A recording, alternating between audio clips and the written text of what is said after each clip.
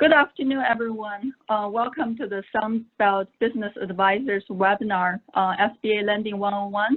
And I'm Helen Liu, the president of Sunbelt Business Advisors. And joining me today is our guest speaker, Mark Raffield, Senior Vice President and a veteran SBA loan officer at Wells Fargo. So Mark, thanks for joining us today. Thanks for inviting me, Helen.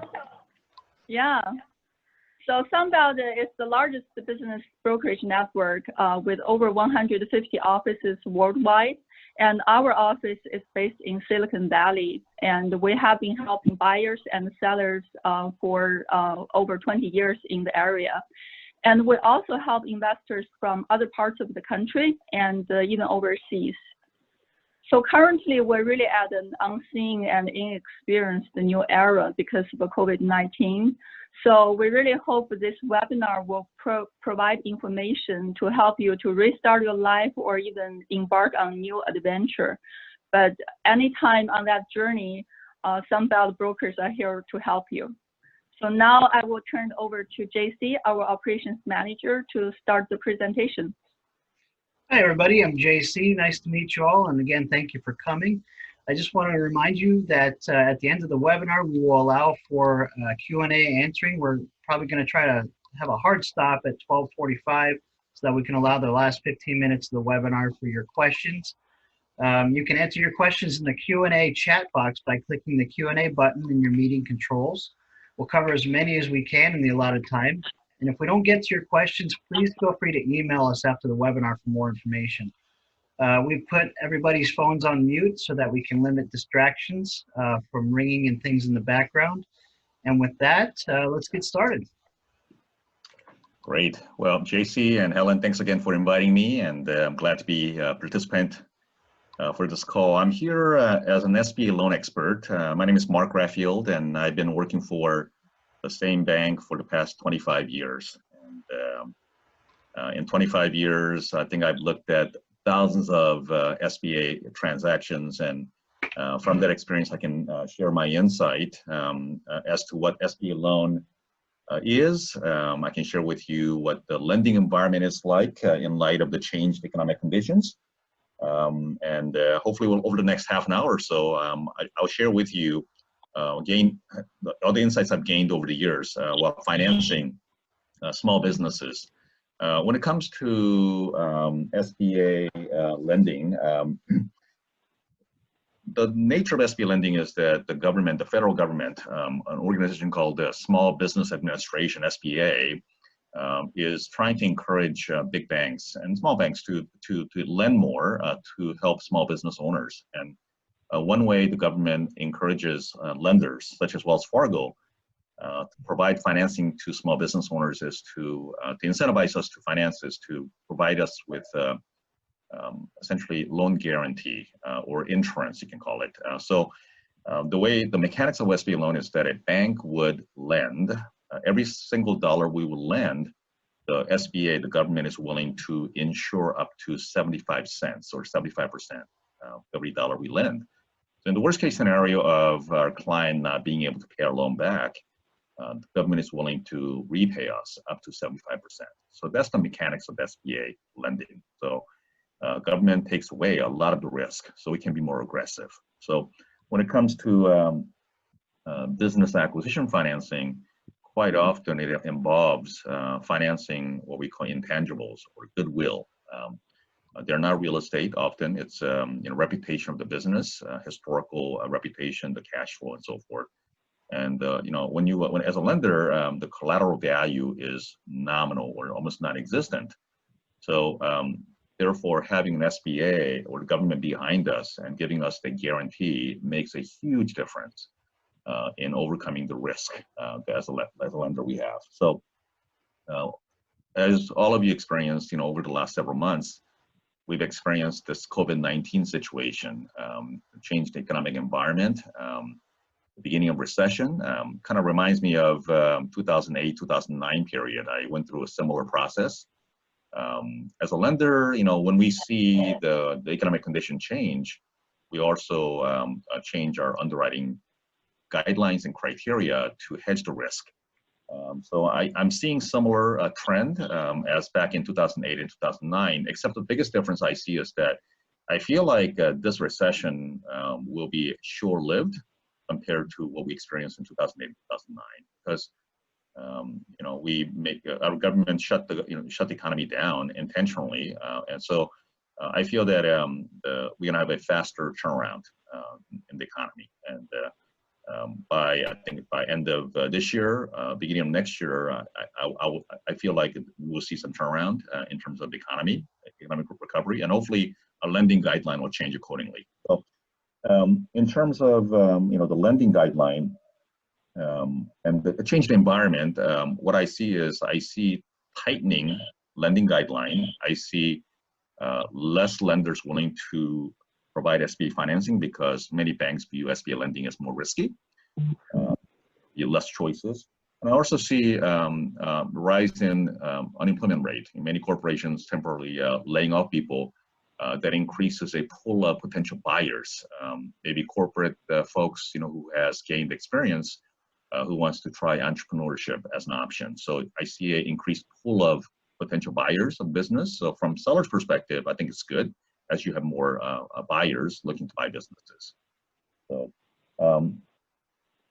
in terms of So Mark, just real quick to back up, so you're saying that currently, right now, banks are a little bit more reluctant to do SBA lending because there's more risk because of the current situation, correct?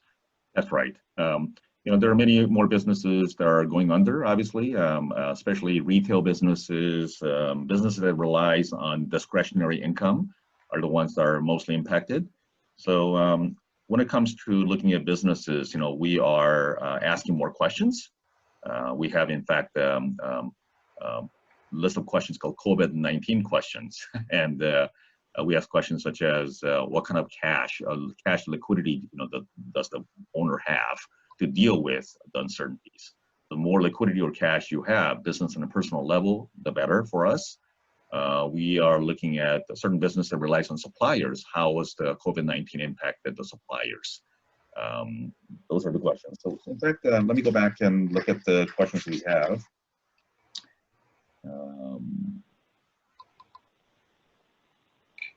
And Mark, I just wanted to double check a lot of the things you're talking about right now. It's before we get into the main presentation, correct? Yes, exactly. Got it. So, and just want to remind everyone, right now you can write your questions in the comment section. We'll collect those for the end Q&A session.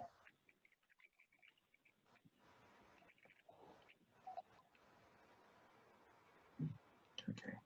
Go ahead, Mark, sorry. So let's talk about what SBA 7A loan is. I briefly mentioned to you the nature of the SBA 7A loan. The money comes from the bank, and the government, the federal government, SBA, provides insurance up to 75% of the loan. And so that's the mechanics of the SBA financing.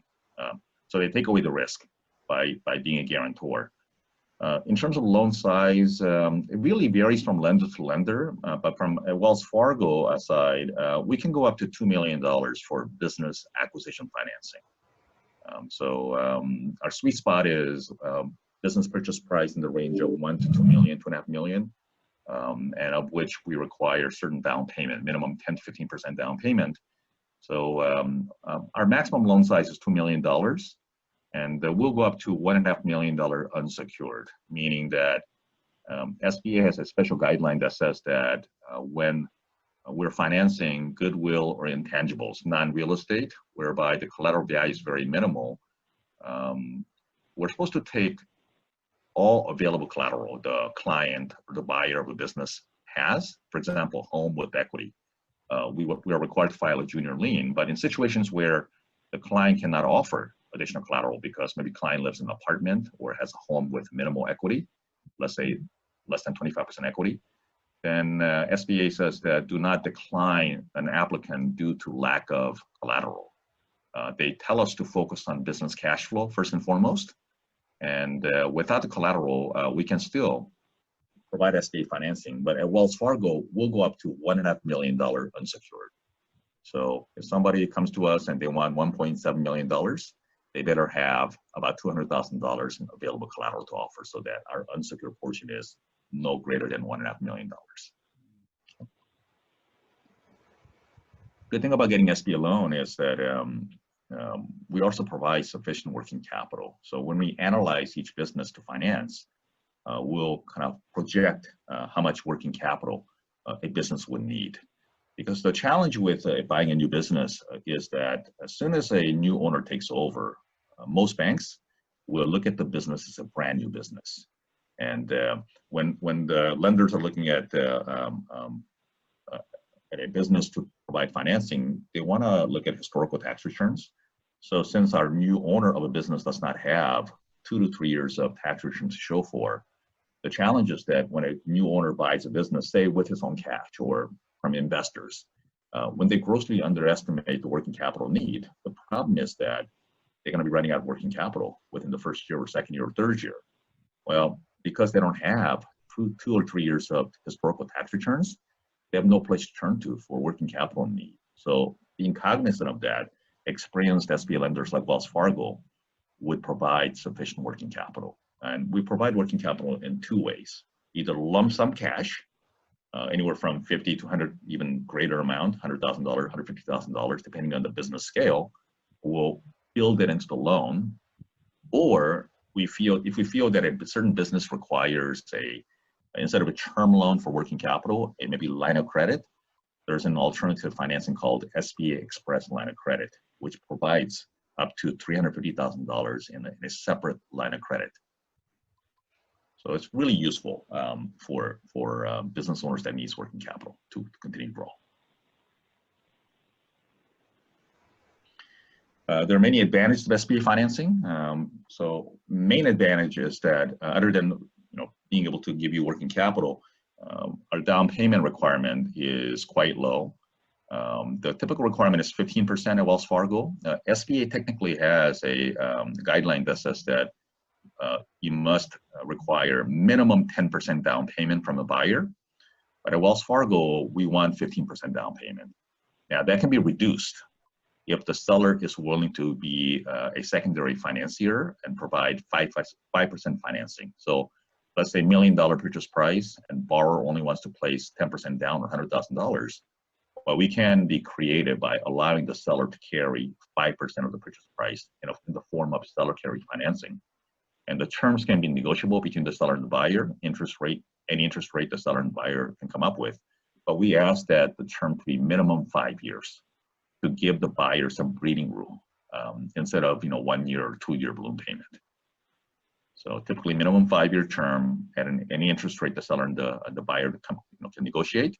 So hypothetically, if the seller can carry 5%, the buyer can come up with 10% down payment, and our loan amount will be 85% of the purchase price plus working capital. Okay. The loan term, yes? Mark, this is general for Wells Fargo, regardless of the stay-at-home relief stuff that you're doing. This is in general for Wells Fargo. This is what we would expect. That's right. Okay. So all SBA lenders have to follow the SBA SOP, the guidelines. And the guideline states that the lenders should require minimum 10% down payment, but it's up to the lender to decide as to how much they feel comfortable with. So when you assess the lending landscape out there, I know of several lenders that requires 30% down payment for business acquisitions. I also know a few lenders that offers 10% down payment. Of course, their loan terms are not as favorable. Higher interest rate is more risky. But at Wells Fargo, we require 15% injection or down payment. The SBA loan term for business purchase is 10 years, fully amortized, meaning that there's no balloon payment to worry about. When you shop around for conventional financing, so there are some banks that actually offers conventional financing, not an SBA loan. Typically, the down payment is anywhere from 30 to 50% down payment, in contrast to 10 or 15% for SBA. And the loan term is usually 5 years. So monthly payment obviously is much higher. The loan has no prepayment penalty. So anytime the business owner can pay off the loan without worrying about paying a penalty. So it's very flexible. And Wells Fargo, our advantage is that not only we're really good at what we do in SBA financing, we offer very safe and very low 10-year fixed rate. I would say 90% of lenders out there, SBA lenders out there, would offer probably higher rate, variable rate versus our 10-year fixed rate. The main reason is that our philosophy is that we want to protect the buyer and offer a very secure loan so that they can survive. And we believe that as our customers survive and survive the recession and thrive, we can grow with the business. Therefore, we really believe in offering a very safe and low 10-year fixed rate.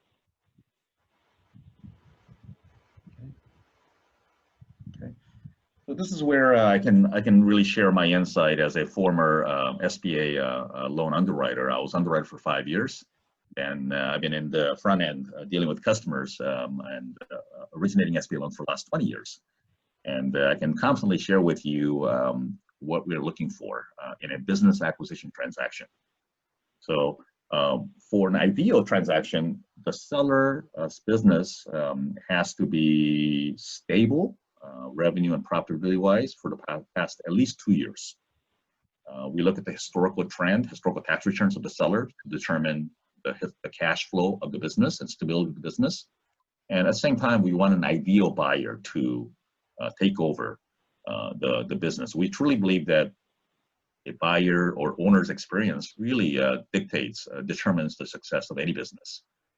The seller of business obviously is the main reason why the business has grown, obviously. And when a buyer takes over, you're introducing a huge risk, obviously. So we want to make sure the buyer has ideally direct industry experience, if not a transferable management experience. And we actually have 5 specific qualities we look for in a buyer.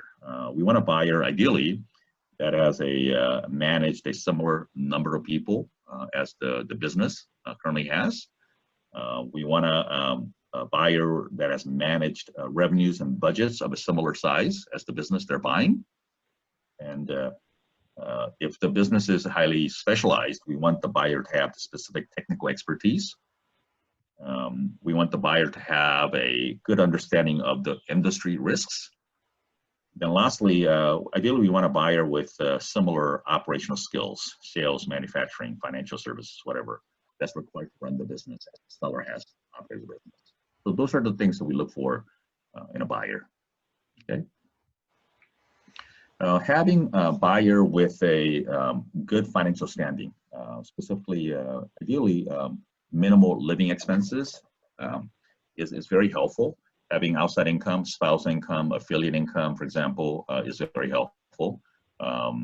Because when I go over the next section as to how we calculate cash flow, for example, if business makes $250,000 a year in profit, but if the buyer needs $250,000 to support the living expenses, well, it wipes out the cash flow that we need to repay the loan back.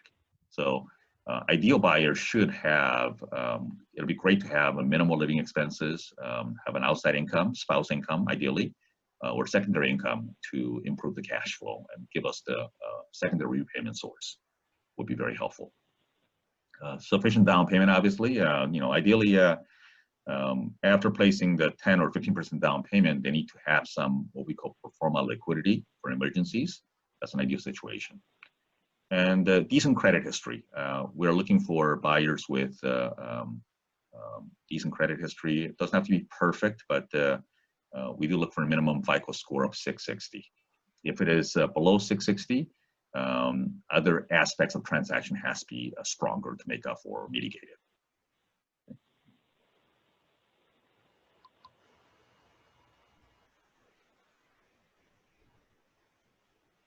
All right. So how do we determine a business cash flow? I mean, for SBA loan, cash flow is king. Collateral doesn't matter much because government guarantees on the loan. We look for businesses that historically has stable or growing cash flow.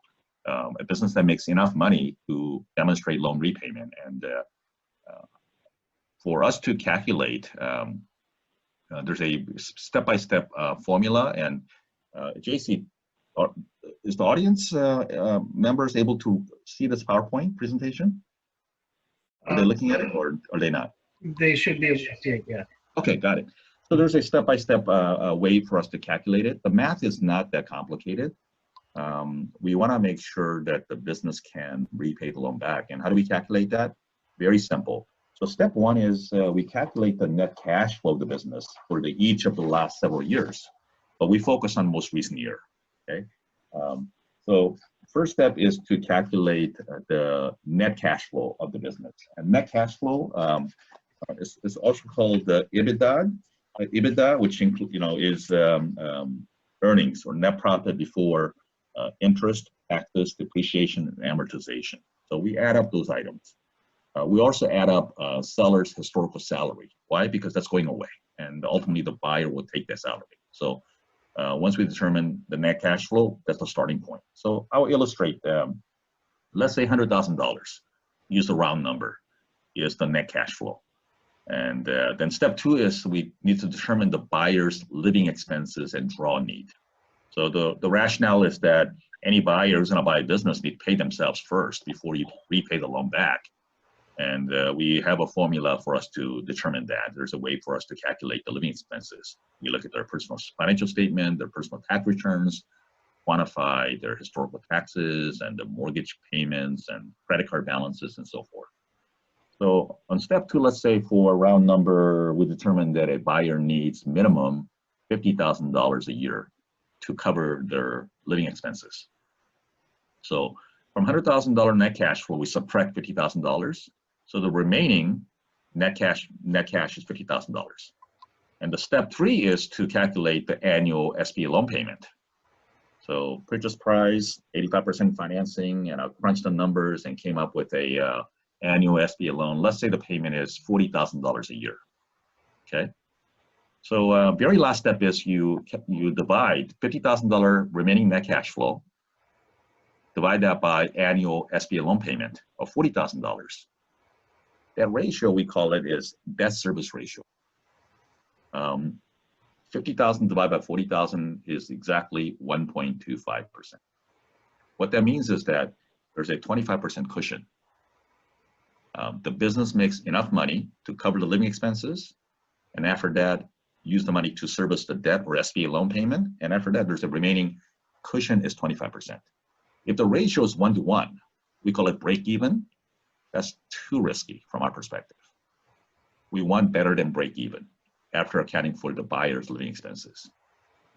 So that's why finding the right buyer, with ideally minimal, reasonable living expenses is important.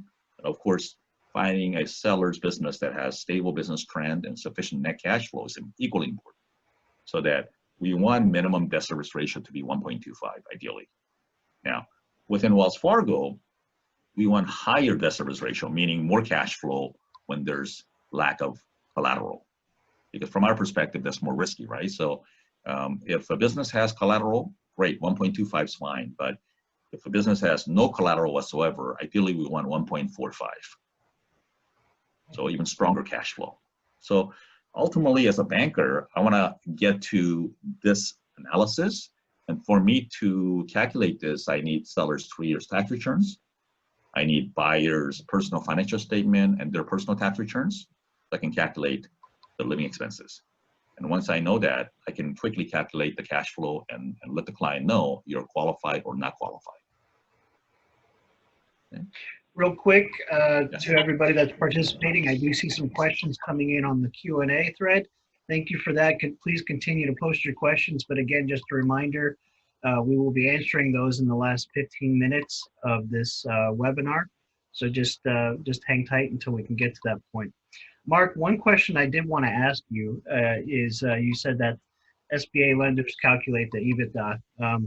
Now, if a business comes to you with their recast financials from an evaluation, whether it be a broker's opinion of value for a smaller business or a certified valuation for larger businesses, does that help you folks at all for people that are looking to sell their business?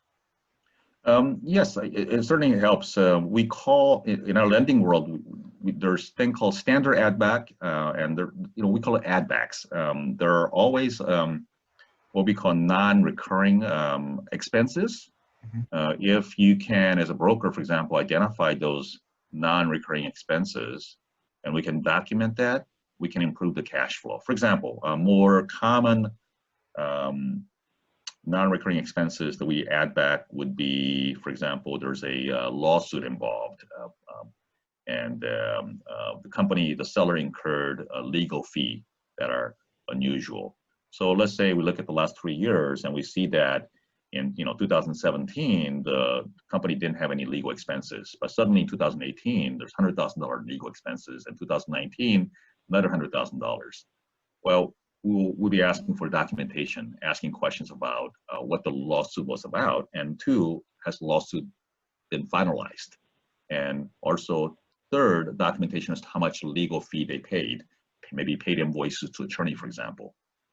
And we quantify the dollar amount, and we add that back to the cash flow. So that's the standard. I've seen situations where there's a historical fluctuations in rent expenses.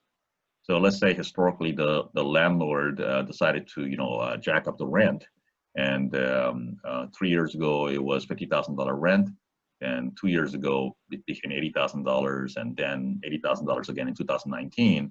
With the changed economy, the buyer negotiates a great rent term, right? And going forward, rent's going to be $40,000, and we have a 10-year lease with a next 5 years with a lower rent.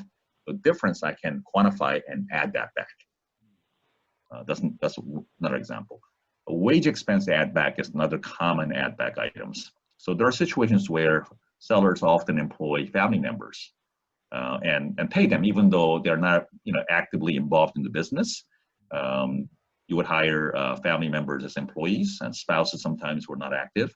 And if the buyer is qualified, we can justify that our buyer is qualified enough to replace the seller plus 2 family members, for example, who have not been active participant in the business. We can justify and document that. I can add back the extra wage expenses of family members.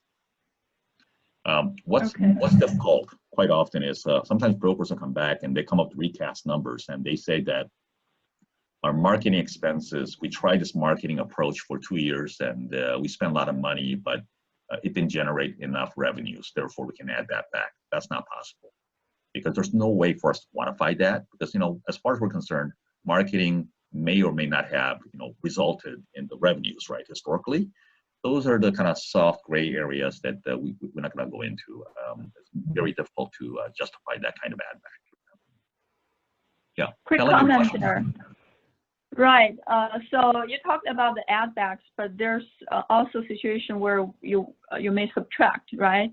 If there's a one-time capital gain, in 1 year, the seller sold some kind of assets, but if it's just a one-time event, then that's Correct. going to be subtracted. Yeah.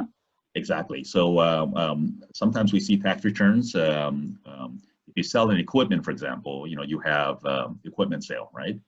Then we would subtract that. I've seen situations where the seller has been leasing a very large space and realized that they don't need the whole space, so they sublease a portion of the building to a tenant, subtenant, and they derive rental income. So we would subtract that because it's not part of the regular operating income of the business. So those are things that as a banker, I'll be looking for. And having a broker who can identify those things by recast numbers, it'd be very helpful. It'll speed up the process of analyzing any particular business. Good, great question. I guess I got to sell Wells Fargo SBA lending a little bit here. Wells Fargo, we've been in the SBA lending business for a long time, since 1998, and we have a big presence across the country. But I work with a local underwriting group. We have underwriters in San Jose, downtown San Francisco, and up in Roseville. And depending on how busy they are, loan gets sent to any of these 3 hubs we have. So underwriting is done locally. And we are also a preferred lender, meaning that when you shop around for SBA lenders, there are 2 categories of lenders. One category is preferred lender status, or PLP lender. Other categories we call standard lender, and you have to be very careful as to not to work with standard lenders, because the difference between preferred lender like Wells Fargo and standard lender is that SBA trusts a lender like Wells Fargo, given our experience level, gives us a unilateral decision-making authority. So once we approve the loan, then we're done with underwriting. SBA's involvement is very passive. After we are done with underwriting, all we do is we send an SBA a 2-3 page checklist to confirm that we've done our part, and we certify to the SBA that the borrower or this transaction is SBA eligible by submitting this checklist. And within 8 to 10 seconds, SBA issues automatic approval number, and that allows us to start documenting the loan and close the loan. Whereas if you're not a PLP lender, say standard lender, that means that SBA ultimately has to make the final decision. So it's a 2-step underwriting process. So underwriter at a bank would underwrite the loan. Once the loan's approved, they send the whole package physical package to SBA in Sacramento, and they would make the decision. So what happens is that the drawback of that process is that SBA could decline after the lender approves. That's one, that's big risk. And the second drawback is that the SBA's underwriting process can take anywhere from 3 to 6 weeks extra. So it slows the process down quite a bit. So it's really important to work with PLP lenders. And luckily, I would say good 80 to 90% of the lenders out there are PLP lenders. Okay. And Mark, I just want to remind you, we've got about 5 minutes before we get to the Q&A. So if there's anything really important you want to cover, just want to give you that notice. Thanks very much. Almost there. All right. In terms of, let's see, I think we are, let's see. So as I mentioned earlier, I've been doing this for 25 years. I'm pretty much a one-trick pony, and I know a lot about SBA financing because all I do is provide SBA financing for Wells Fargo. I think my main advantage is that I was an underwriter for 5 years. So I was the one behind the desk reviewing the thick financial package from applicant and analyze it and make the yes or no decision. And that gave me a lot of insight. And that's why I can crunch the numbers very quickly, and I can ask the right questions very quickly to make a fast pre-qualification process, and ultimately I quarterback the loan process from beginning to end so that the loan closes on time. So my track record is, I think, pretty good because of my unique background as an underwriter first and salesperson second. So hopefully people in the audience would utilize my expertise and ask a lot of good questions and pick my brain about SBA financing if there's a need in the future. That completes my presentation. Any questions? Yeah, so we've got a few, Mark. If you're not able to find the Q&A button, let me know and I'll be happy to read them to you. Okay, let me see here. Oh, I see the button, yes. Okay. All right, I can go from, there's 7 questions. Okay. So question from Michael. I heard SBA loans aren't available if there's a seller note. The answer is no. SBA actually encourages seller financing. From lender's perspective, the more seller carries, it takes the risk away from the lender. So makes lender's job a lot easier to approve the loan. Sometimes I've run across situations where the cash flow is borderline, not strong enough. And I may come back and say, I can only provide 65% financing. Can the buyer inject 10% and the seller carry the remaining 25%? And in fact, there's a trick that I can share with you. If the seller's willing to have a full standby for 5 years, meaning that do not collect anything for 5 years, first 5 years of the seller carry note, we don't hit the monthly payment on that. So that artificially improves the cash flow. So let's say the debt service ratio is only 1.0. We need 1.25. I may come, instead of saying no, I may come back and ask the seller to carry a larger portion. So, and not only that, collect nothing for 5 years. Then by doing so, I will improve the debt service ratio from maybe 1.0 to 1.25. Hey, Mark, it looks like we lost you on camera. Oh, I'm sorry. That's okay. How about now? I have a quick follow-up question. Now you're on camera. Sorry. Yes. Quick follow-up question on that. So when you calculate the DCR, the debt service ratio, do you include the seller's note? Yes, always. So I need to know the term, whether it's 5 years, 6 years, 7 years, or 10 years, and interest rate. Then we'll calculate the payment based on that. Now, Mark, Okay. that's with a note. How about with an earnout? Oh, good question. So SBA prohibits earnout clause. So this is one of the main reasons why some seller and the buyer would not come to SBA lender for financing. Because SBA prohibits any situations where the purchase price changes. So when you have an earnout clause, technically, the final price will be changing, right? Because it's depending on the performance of the business. And SBA and the Wells Fargo and other lenders understand what kind of protection that gives. Typically the buyer, right, of the business by having that kind of earnout clause. But because SBA prohibits financing any transactions with changed purchase price, SBA specifically prohibits earnout clauses. So one of the first things I look at when I look at purchase contract is we look for specifically that language. When we see that, we'll ask you to remove that to qualify for SBA financing. That reminds me, SBA also prohibits the seller from staying on in the business as a key employee or any employee. So we expect the seller to just sell the business and move on. They can provide consulting. There could be consulting agreement, but it cannot be longer than 12 months. Okay. And so SBA specifically says the seller cannot stay on as an employee of the business. Also, they cannot do consulting beyond 12 months. Okay. So I see another question by Michael. Michael Yao asked, if you own a small business with no debt on it and want to get an SBA loan to do an acquisition, how are things different down payment wise? Own a small business, want to do SBA loan. So if I understand question correctly, the buyer currently owns a business, but want to buy another business? Is that Michael's asking? He's asking whether or not down payment will be different. Down payment wise, it's the same. We want minimum 10%, ideally 15%.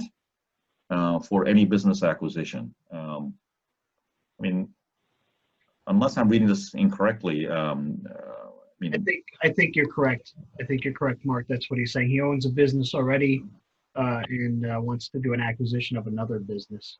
Yes. Yeah. It'll be quasi expansion, I guess. Especially if you're buying a light business, and so it makes a transaction stronger, assuming it's the buyer's buying out a competitor, for example. That means that our buyer has sufficient industry experience, run a business, successfully. So it'll make the transaction stronger for sure. Yes. But down payment wise, we still want minimum 10-15%. Okay. All right. Daniel Scott asks, are closing costs subtracted before calculating debt service ratio? Closing cost? No, I mean, when we determine, that's unrelated because closing costs can be financed or paid out of pocket by the buyer. So debt service ratio is based on the loan amount.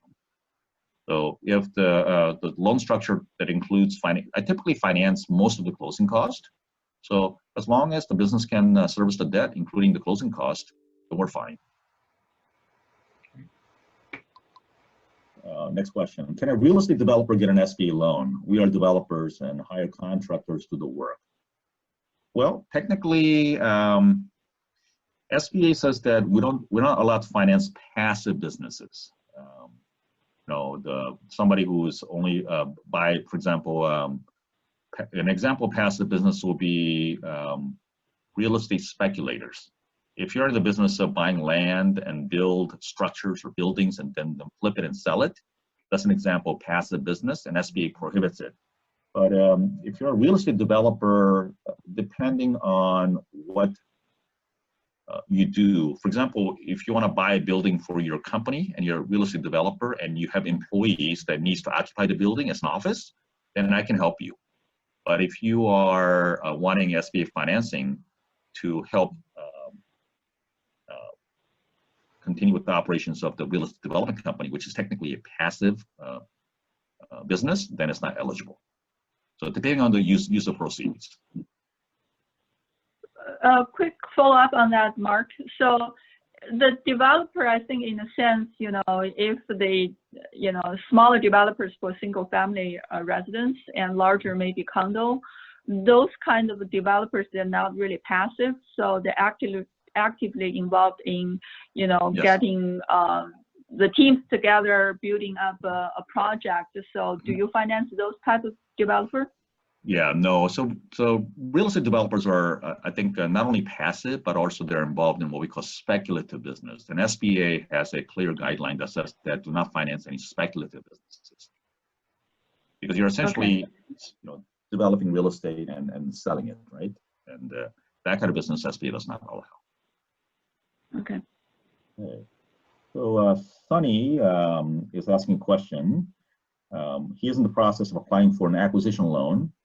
Oh, okay, well, yes, I'd be happy to schedule a meeting, phone call.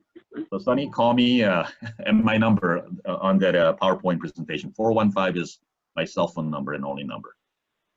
All right. Daniel Scott, how much liquidity should be left after paying down, placing down payment? Okay. I mean, there's no general rule of thumb, but on a personal level, I mean, you should have enough to have 6 months of reserve, ideally. That's, you know, what most residential lenders expect. So we expect you to have some reserve, but the good thing about getting SBA loan is that an experienced SBA lender like myself will build enough working capital so that you will buy the business, then you're gonna have plenty of working capital to survive the first year or even longer. So typical rule of thumb that we use for working capital is I can justify giving up to 3 months of operating expenses. So depending on the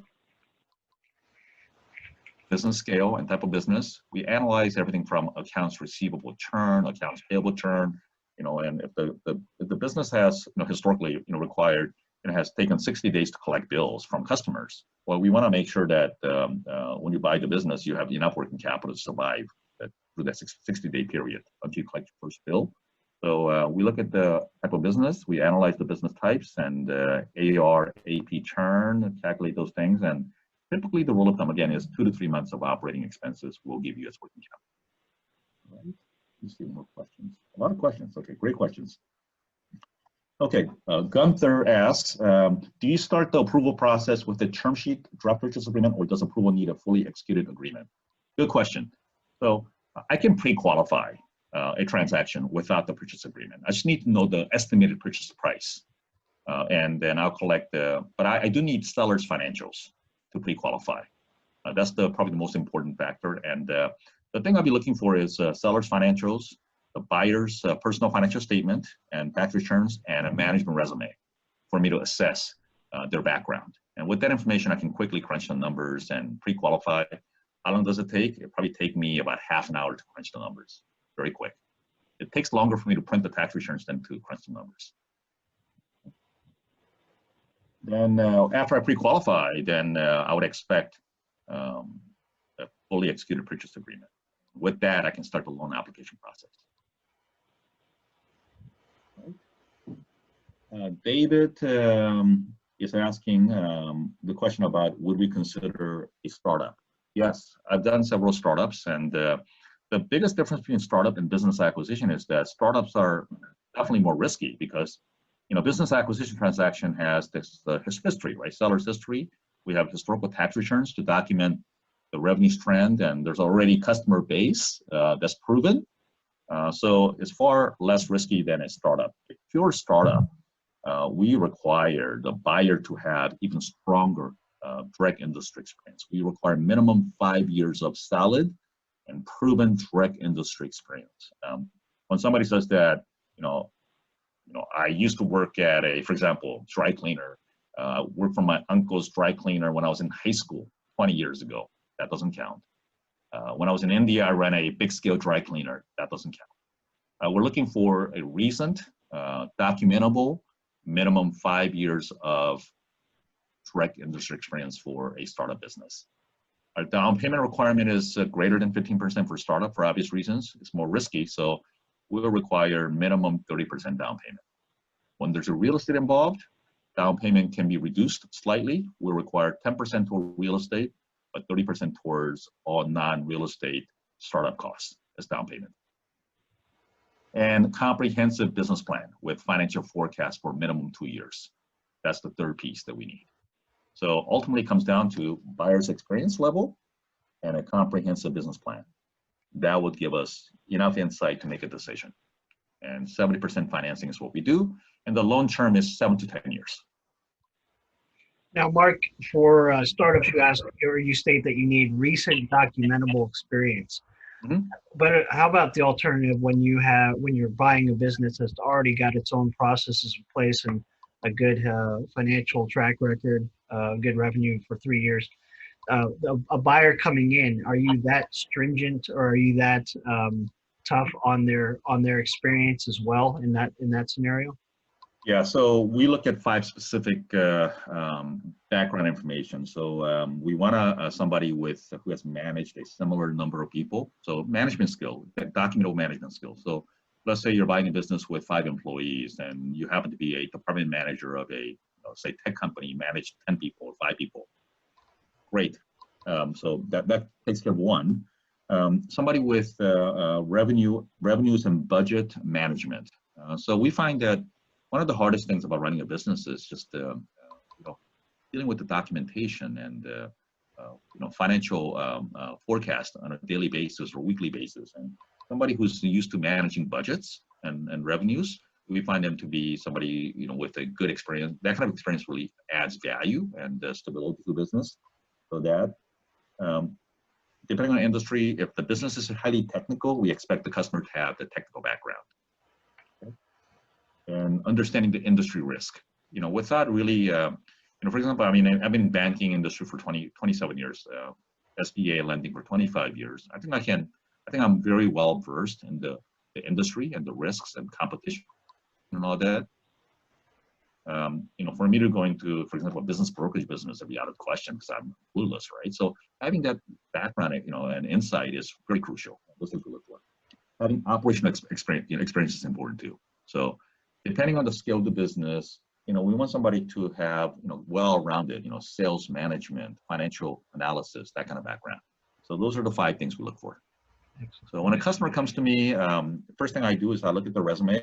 We work together, and we'll kind of delve into it, and my goal is to make sure that we cover those five key traits in a buyer, and we work toward to build their resume so the underwriters can look at it and see that the buyer's the right fit. Okay.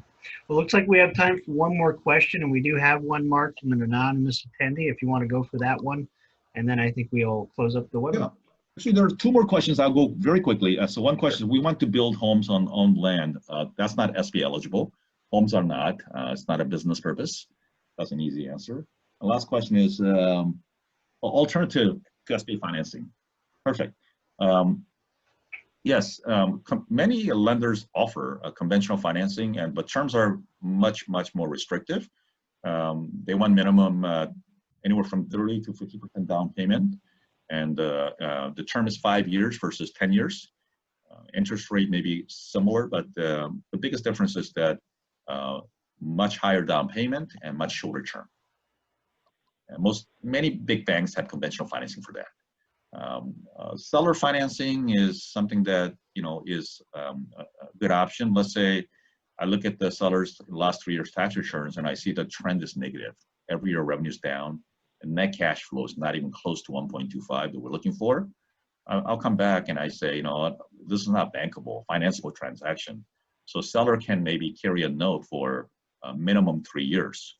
I say 3 years is because once the buyer takes over the business and come to me 2 or 3 years later with at least 2 years of solid tax returns under the buyer's name, demonstrating strong debt service ratio, minimum 1.25 for each of 2 years, then I can pay off the seller carry note and refinance the seller carry note. Okay, so those are the options. Really, mainly those are the SBA loans, seller carry financing, conventional financing are the main options out there. Okay. Now, larger transactions, I've seen, $20 million, $15 million transactions. There are M&A, mergers and acquisition lenders out there that will provide financing. The terms, I'm not quite sure, but I think that's it. So the last one is, can you email us the presentation? Yep, definitely, you guys can do that. Any additional questions, or I think that's it. It's 3 minutes spare. We've got a couple minutes there. Helen, did you want to add anything? I want to have some follow-up comments. You know, even though this is called SBA Lending 101, this could be also a seller or buyer, you know, 101 session actually. You know, what Wells Fargo is looking for in a good seller or good buyer is really the starting point for any kind of business that you want to change hand to think about. You know, you want to make sure for a seller, you want to make sure you have consistent financials, you have good cash flow for the last couple of years to be able to present your business well in the market to sell. And also for buyer, you know, the sellers are looking for probably the same quality Wells Fargo is looking for in a borrower. So now you need to present sufficient experience, you need to present sufficient working capital, ability to carry on the business. So I think these are points that we can take beyond just in a loan. So in a business transaction, these are the kind of core qualities and characteristics sellers and the buyers should consider. Yeah. And you know, to segue into that, I mean, the financial integrity is very important. So I think if our seller is selling a business, I mean, ideally, you're going to sell at a point where the company has experienced decline. Make sure it's not the most recent year. So at least 1 year removed.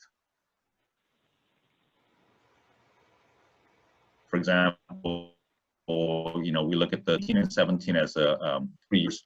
It'd be ideal if you're gonna have a decline, better to have a decline in 2018. If you have a decline in 2019, better to wait until you have a better 2020 year. In other words, the company shows a turnaround or a stable growth trend, and it's much easier for us to finance.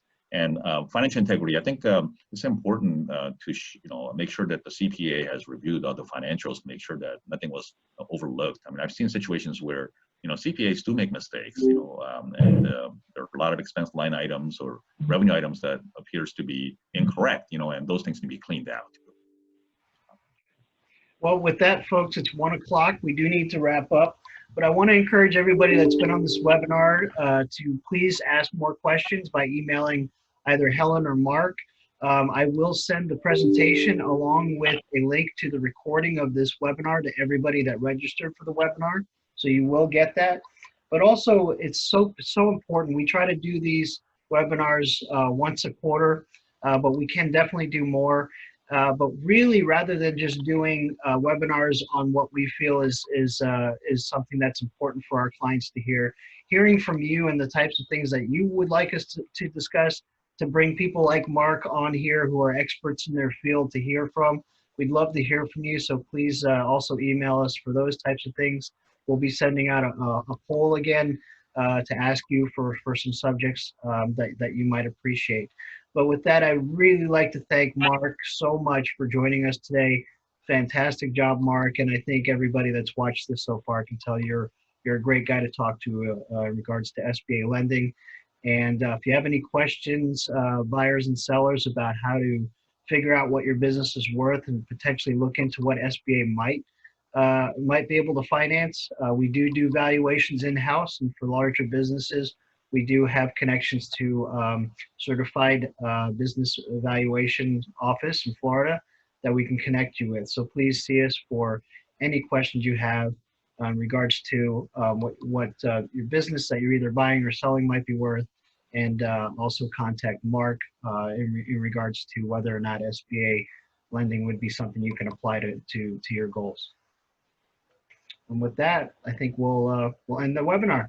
Thanks everybody for joining. Thank you so much. Okay.